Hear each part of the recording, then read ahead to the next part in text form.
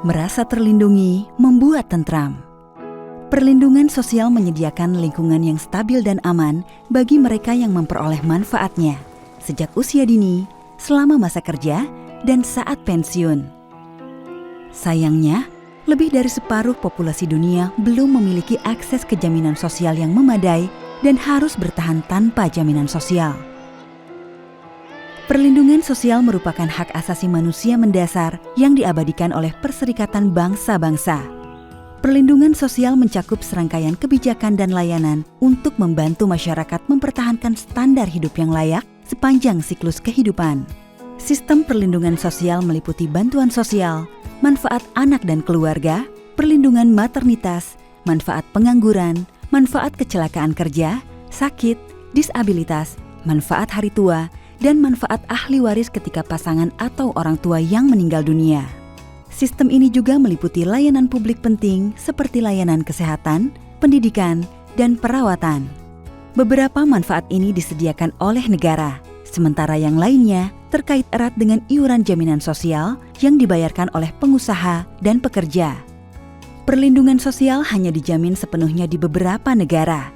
Di negara lain, perlindungan sosial ditetapkan oleh undang-undang, tetapi pemerintah tidak selalu mematuhinya atau tidak selalu memantau kepatuhan pengusaha.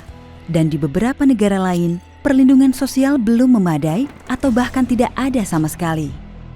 Dalam menghadapi krisis besar, kurangnya jaring pengaman sosial menjadi terlihat sangat jelas. Hal ini terjadi selama pandemi COVID-19 di banyak negara tempat pakaian yang kita kenakan diproduksi. Ketika aktivitas ekonomi terhenti, merek dan peritel pakaian global utama mulai membatalkan pesanan yang menyebabkan hilangnya pekerjaan besar-besaran di negara-negara produsen pakaian.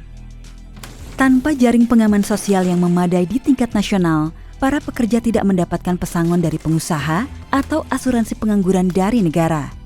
Merek dan peritel yang telah membatalkan pesanan juga tidak peduli dengan mereka dan mengabaikan tanggung jawab mereka.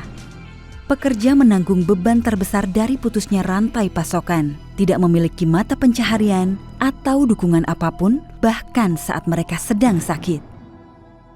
Untuk mengatasi hal ini, Industrial meluncurkan kampanye global untuk mencapai perlindungan sosial bagi pekerja garmen.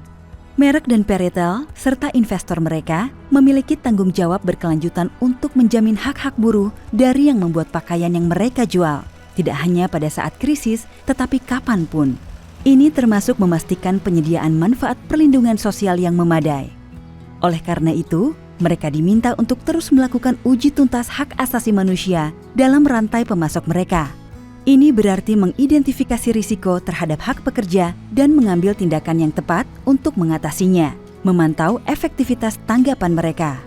Mereka juga diminta untuk menandatangani perjanjian yang mengikat sehingga komitmen yang mereka buat dapat ditegakkan secara hukum. Selain itu, bersama dengan Organisasi Perburuhan Internasional atau ILO dan afiliasi industrial di negara-negara produksi, seruan untuk bertindak ditujukan kepada seluruh industri tekstil, pemerintah, dan lembaga keuangan untuk memastikan pembiayaan dan pengembangan sistem perlindungan sosial jangka panjang.